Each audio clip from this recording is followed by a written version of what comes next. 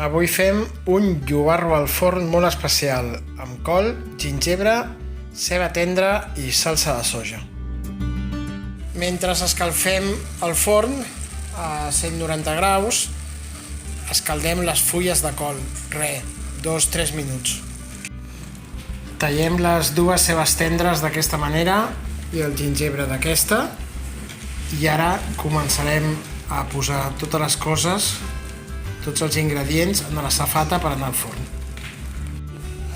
I aquí tenim el peix ja tot preparat per anar al forn a la safata amb la col, el ginger, la ceba tendra i aquesta mena de salsa, que hi ha salsa de soja, una mica de vi blanc, una mica de mirin i una mica d'oli de sèsam.